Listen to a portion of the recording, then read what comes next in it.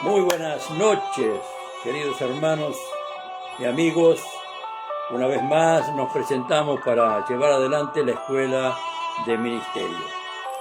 Obviamente que habrá personas que no van a entender mucho, pero aquellos que son cristianos, más si son llenos del Espíritu Santo, van a comprender perfectamente por qué esta carta fue enviada a la iglesia en Éfeso. Y en el capítulo 1 dice: vosotros fuisteis sellados con el Espíritu Santo para la redención. Quiere decir que es una palabra que espiritual, se discierne espiritualmente. Y los cristianos no tendrán problema o inconveniente en entender perfectamente esta palabra. Y ahora estamos en el capítulo 4 del libro de Efesios, la carta de Pablo a la iglesia de Éfeso. Y esta carta llegó hasta nosotros con un propósito, no de casualidad, sino que Dios estuvo velando sobre su palabra continuamente todos estos años, nada menos que 2000 años y algo más. El Señor se encargó de cuidar que su palabra continuara,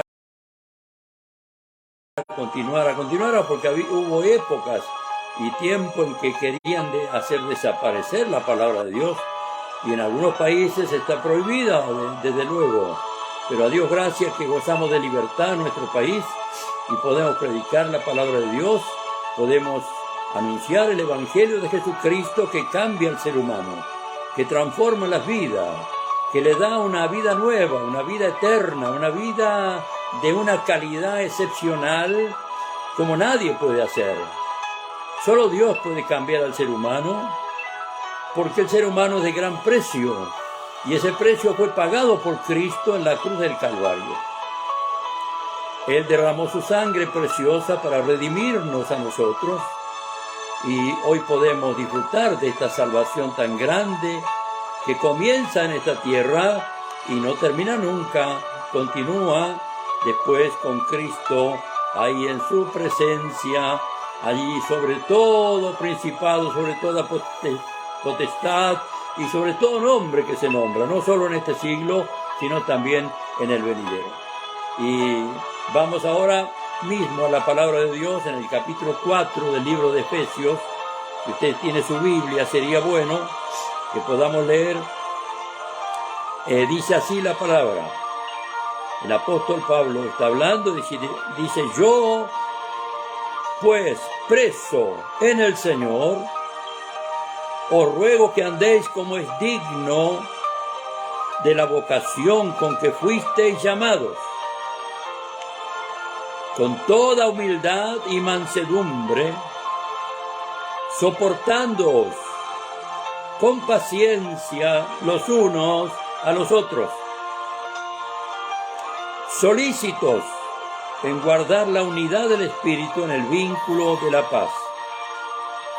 Un cuerpo y un espíritu, como fuisteis también llamados en una misma esperanza de vuestra vocación. Un Señor, una fe, un bautismo, un Dios y Padre de todos, el cual es sobre todos y por todos. Comienza esta carta mostrando una vida digna de la altura en que fuimos llamados. Los cristianos no podemos vivir de cualquier manera, sino que tenemos que caminar, como dice la palabra de Dios, con dignidad. No con la cabeza gacha y avergonzado, de ninguna manera. El Señor nos ha hecho dignos y debemos levantar nuestra frente bien alta y agradecer al Señor por su gran misericordia para con nosotros, y nos ha dado una vocación. Mire, hay muchas vocaciones en la vida. Sí, vocación a través del deporte, a través de un oficio, de un título, y la gente se embarca y es constante y se consagra a esa vocación. Nosotros como cristianos tenemos una vocación por excelencia que es nada menos que honrar a nuestro Dios, adorar su nombre, adorar al Señor de todo corazón y servirle, servir al Señor en unidad. Hay un consejo aquí muy fuerte acerca de la unidad. No simplemente estar juntos, sino estar unidos. La unidad espiritual es la más fuerte y la más grande y la más importante que hay. Dice el versículo 3, solícitos en guardar la unidad del Espíritu en el vínculo de la paz. Solícitos. Cada uno, cada cristiano debe provocar a la unidad siempre, continuamente, a la unidad espiritual. Y aquí hay 7 factores que nos llevan a ser responsables de esta unidad. Estos 7 factores están señalados en esta palabra gloriosa, que son 7 factores de unidad que los cristianos debemos guardar. En primer lugar, dice, un cuerpo, que es la iglesia, y un espíritu, obviamente es el Espíritu Santo, como fuisteis también llamados en una misma esperanza de vuestra vocación. Ahora viene un Señor, una fe, un bautismo, un Dios y Padre de todos, el cual es sobre todos y por todos y en todos. Mire qué interesante es que tenemos que nosotros guardar como cristianos, como hijos de Dios, estos factores importantísimos de saber que hay un Señor. Y señores con minúscula hay muchos en la tierra, pero un Señor con mayúscula hay uno solo. Y ese es el Señor Jesucristo, no cabe duda. Y dice una fe, un bautismo, un Dios y Padre de todos, el cual es sobre todos y en todo. Una esperanza, un cuerpo. Qué importante es que podamos guardar esas enseñanzas de la palabra de Dios que ayudan a que estemos unidos en un mismo sentir, en un mismo espíritu, en un solo Dios, un solo bautismo, una sola fe. Gloria a su nombre. Qué hermosos factores de unidad que el Señor nos ha dejado. Y luego tenemos los dones del Cristo resucitado y su propósito. Cristo dio dones a los hombres con un propósito. Y el versículo 7 en adelante dice, pero a cada uno de nosotros fue dada la gracia conforme a la medida del don de Cristo. Por lo cual dice, subiendo a lo alto, llevó cautiva la cautividad y dio dones a los hombres. Qué importante, hermanos, es que el Señor Jesucristo no nos deja con las manos vacías. Él no nos manda a servirle y a predicar su palabra sin las herramientas, sin el material que necesitamos espiritual. Él dio dones a los hombres y también ministerios. Eso de que subió, ¿qué es? Sino que también había descendido, el versículo 9, primeramente a las partes más bajas de la tierra. El que descendió es el mismo que también subió por encima de todo los cielos para llenarlo todo. El Señor fue a la cruz, luego fue a la tumba, ahí a lo profundo, descendió, pero al tercer día resucitó, ascendió a los cielos y el cielo está lleno de Cristo, lleno de su presencia, lleno de su gloria. Y el versículo 11 señala a los hombres a los cuales Él instituyó y dio esos dones y esos ministerios. El versículo 11 es un versículo clave y dice, Él mismo no mandó a trabajar a otro, no encomendó a otro, Él mismo constituyó a unos apóstoles, a otros profetas, a otros evangelistas, a otros pastores y maestros. Qué tremenda bendición está aquí el Señor derramando Estos oficiales de la iglesia, estos ministerios son dados por Dios a los hombres para que los hombres llamados por Dios puedan edificar, ayudando a la obra del Espíritu Santo para edificar su iglesia. Son oficiales, no hacen todo lo mismo. Unos representan una actividad, otros otra, y aquí en estos 7 ministerios está el gobierno de la iglesia en la tierra. Es muy importante celebrar esta gracia que hemos recibido de parte de Dios. El apóstol Pablo se gloriaba porque decía, su gracia fue suficiente sobre mi vida. Y lo que soy, lo soy por gracia de Dios. Y así somos nosotros hoy también. Luego, sigue diciendo la palabra, a fin de perfeccionar a los santos para la obra del ministerio, para la edificación del cuerpo de Cristo. Ahí está la misión de estos ministerios. ¿Cuál es la misión? Perfeccionar a los santos para la obra del ministerio, para la edificación del cuerpo de Cristo. Qué valiosa que son las personas llenas del Espíritu Santo, qué valioso que son aquellos pastores que aman al Señor y aman a las ovejas, aman al pueblo de Dios. Y ahí tenemos que derramar nuestro corazón, nuestra vida consagrada al Señor para que Él nos utilice como instrumentos en su mano. Y esta misión de edificar el cuerpo de Cristo, esa va creciendo, va en aumento, dice el verso 13, hasta que todos lleguemos a la unidad de la fe y del conocimiento del Hijo de Dios, a un varón perfecto, a la medida de la estatura de la plenitud de Cristo. Mire qué camino tan glorioso es el camino del Señor. Es un camino ascendente y Dios ha provisto a través de los ministerios, a través de los dones del Espíritu Santo, ha provisto a los hombres y mujeres que están colocados por el Señor para edificar el cuerpo de Cristo, para la obra del ministerio, hasta que todos lleguemos a la unidad de la fe y del conocimiento del Hijo de Dios, a un varón perfecto, a la estatura de la plenitud de Cristo. Mire la medida que alta, qué elevada que es la medida. Que Dios nos ayude. Da temblor y temor cuando leemos esto, Señor. Cuánto tú esperas de nosotros, cuánto tú quieres hacer en nosotros, cuánto quieres bendecirnos y ayudarnos a crecer en el camino del Señor. ¿Por qué tenemos que crecer? Y para dejar de ser niño. Es trágico que un niño quede siempre niño. Qué alegría que da cuando los niños crecen, ¿verdad?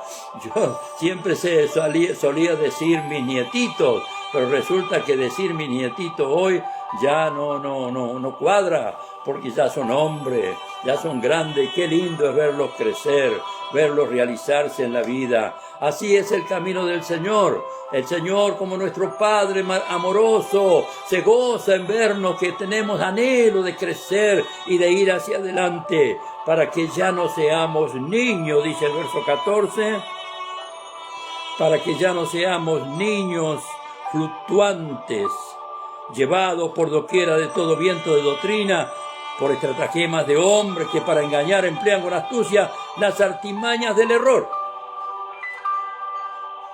En este mundo hay de todo.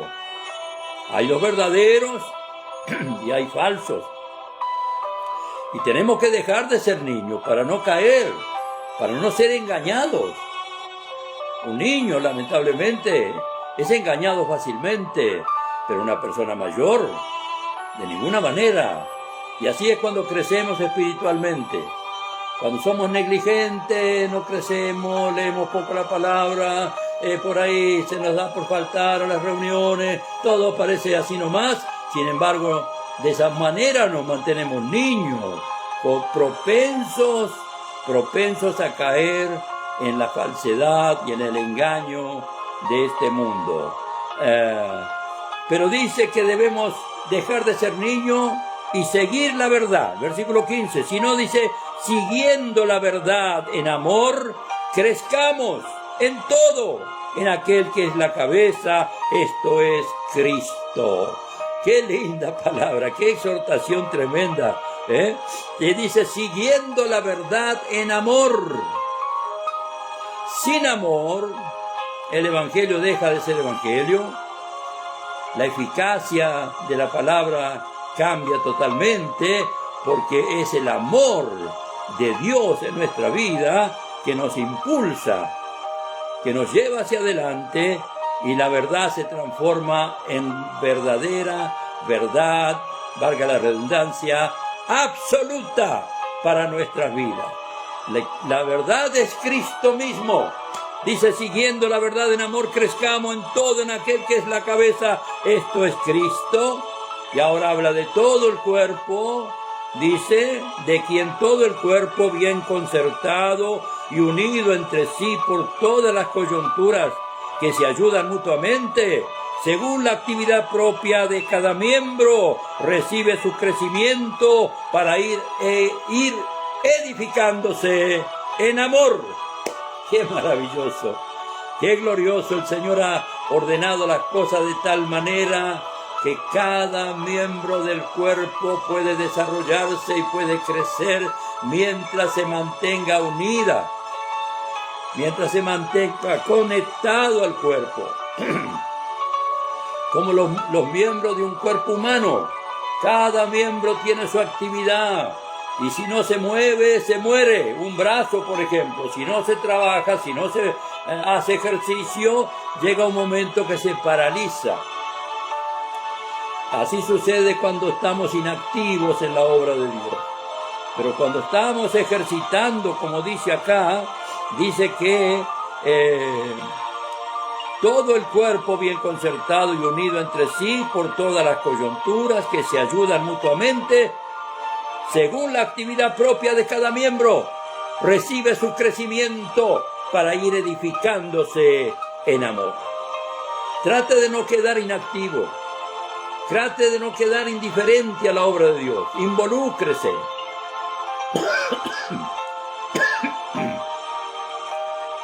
Involucrarse en la obra de Dios.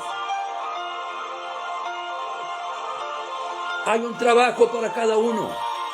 Ninguno necesita sentirse fuera, sino que el Señor ha provisto la forma, la manera, como cada miembro del cuerpo puede desarrollar su actividad. Y hay un consejo aquí que en aquel tiempo era muy necesario y también lo es hoy. El apóstol Pablo les recuerda a ellos que no deben andar como los otros gentiles, que andan en la vanidad de su mente. Dice el versículo 17, esto pues digo y requiero en el Señor, que ya no andéis como los otros gentiles que andan en la vanidad de su mente, teniendo el entendimiento entenebrecido, ajenos de la vida de Dios, por la ignorancia que en ellos hay, por la dureza de su corazón, los cuales después que perdieron toda sensibilidad, se entregaron a la lascivia para cometer con avidez toda clase de impureza. Mas vosotros no habéis aprendido así a Cristo. Qué importante. Hemos aprendido de Cristo, como Él caminó sobre esta tierra, como Él anduvo sobre esta tierra, así también nosotros, con una mente abierta especialmente a la voluntad de Dios. El Señor Jesús era tan práctico y Él dijo, yo no vine a hacer mi voluntad, sino la voluntad de Dios, la voluntad del Padre, así también nosotros. Y como dice acá la Escritura, no hemos aprendido del Señor lo malo, sino que hemos aprendido lo bueno. Gloria a su nombre. También hay una preguntita acá. Si es, dice el versículo 21, si en verdad habéis oído y habéis sido por Él enseñados conforme a la verdad que está en Jesús. Qué importante es esto, hermano. Cuando aprendemos, cuando conocemos la voluntad del Señor, tenemos que responder a ese aprendizaje, a eso que el Señor nos está mostrando y serle fiel al Señor. Ahora dice también el versículo 22, dice, en cuanto a la pasada manera de vivir, despojado del viejo hombre que está viciado conforme a los deseos engañosos. Todo cristiano tiene un antes y un antes y una ahora. O sea que antes llevaba una vida vieja. La vida vieja significa la vida sin conocer al Señor. Ahí cada uno caminaba a su manera, los vicios se habían apoderado de uno, y bueno, pero ahora venimos a Cristo y debemos despojarnos. Es como cuando usted compra una ropa nueva. No se la pone sobre la ropa vieja, ¿no? Sino que se despoja de la ropa vieja y se pone la ropa nueva. Así el Señor quiere hacer con cada cristiano. Es que hemos sido resucitados con Cristo, hemos sido salvos. Ahora el consejo es despojarse de lo viejo, abandonar lo viejo. Hay gente que ha hecho contacto con el ocultismo y eso es terrible, es tremendo, es un lazo, esa es una atadura que lo mantiene en el pasado. Eso es algo terrible. Todo cristiano que en el pasado ha tenido algún contacto con el ocultismo, tiene que pedir perdón y renunciar totalmente a todas esas cosas para que la luz de Cristo brille en su vida, en su corazón. Como dice acá, despojarse, y ahora dice, y renovaos en el espíritu de vuestra mente y vestíos del nuevo hombre, creado según Dios en la justicia y santidad de la verdad. Qué glorioso, el Señor ha provisto un vestido nuevo, un vestido de salvación tan gloriosa, tan maravillosa, pero está en nosotros despojarnos y revestirnos. Y dice, renovaos en el espíritu de vuestra mente. Nuestra mente está a veces desbordada por todas las cosas que pasan en esta vida, en este mundo. Hay un bombardeo permanente de duda, de incertidumbre, de problemas y de alejarnos de la fe de Dios.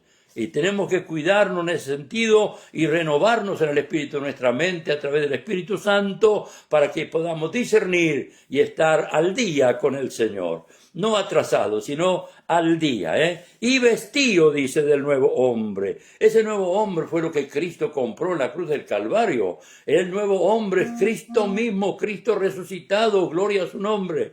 Y ese Cristo quiere nacer en nuestro corazón y crecer y desarrollar esa vida gloriosa del Espíritu Santo. Y dice, por lo cual, fíjese, sigue el consejo, por lo cual desechando la mentira, hablad verdad cada uno con su prójimo, porque somos miembros los unos de los otros. Airaos, pero no pequéis, no se ponga el sol sobre vuestro enojo, ni deis lugar al diablo. Cuando nosotros practicamos la vida vieja siendo cristianos, le estamos dando lugar al diablo. Cuando mentimos, le estamos dando lugar al diablo. Cuando engañamos, le estamos dando lugar al diablo. De manera que tenemos que corregirnos en esas cosas pidiendo la ayuda de Dios. El Espíritu Santo quiere ayudarnos, pero somos nosotros que tenemos que valorar esta vida gloriosa que el Señor nos ha dado. Dice, airaos pero no pequéis, no se ponga el sol sobre vuestro enojo. Cuando usted se enoja por algo, fíjese en el sol, no sea cosa que entre y usted siga enojado. No, antes que entre el sol, solucione ese problema del enojo. El enojo, dice la Biblia, reposa en el seno de los ignorantes. Es una palabra fea, una palabra triste. Dice que el enojo reposa en el seno de los necios. Y los necios significa una persona tonta que no reacciona, no se da cuenta de lo que pasa, y por eso a veces se enoja. Pero todos tenemos ese momento, todos somos seres humanos, estamos en esta tierra y por ahí reaccionamos y por ahí nos enojamos, pero qué hermoso es que podemos darnos cuenta que podemos terminar el enojo, El enojo terrible. Y dice, no demos lugar al diablo. El que hurtaba, no hurte más, sino trabaje, haciendo con sus manos lo que es bueno para que tenga que compartir con el que padece necesidad. ¿Qué le parece? Hay que trabajar con las manos. Mire, usted puede observar que por más máquinas que haya, siempre las manos están activas. Sí.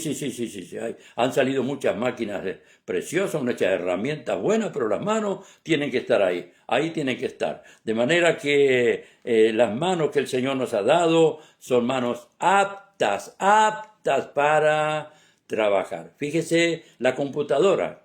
¿Qué sería la computadora si no tuviéramos los dedos? No habría manera, pero el Señor es tan sabio, tan maravilloso, que Él nos ha creado de tal manera que podamos trabajar y así de esa manera ayudar al que necesita. Qué hermosa exhortación. Y luego termina exhortando, dice, ninguna palabra corrompida salga de vuestra boca, sino la que sea buena para la necesaria edificación, a fin de dar gracia a los oyentes. Ninguna palabra corrompida. Usted sabe, la palabra tiene un poder tremendo. Y en estos días escuchamos tantas palabras negativas, tantas palabras pálidas, podríamos decir, que estamos sufriendo. Nuestro país está sufriendo de una forma tremenda los mensajes negativos que se están enviando continuamente, agrandando lo malo y achicando lo bueno. Cuando hay algo malo, sale por todos los canales de televisión. Hay algo bueno y ahí en alguna partecita nomás sale algo. Esa es una obra del diablo terrible, tremenda. Es el espíritu de este mundo. Entonces, cuidemos ese valor que Dios nos ha dado, tremendo y poderoso, que es la palabra. Con todo lo puedo, dijo Pablo, en Cristo que me fortalece. Un hombre preso en la cárcel con cadena en sus manos puede expresar de esa manera. Bueno, ¿qué queda para nosotros? Que Dios nos ayude a cada uno de nosotros.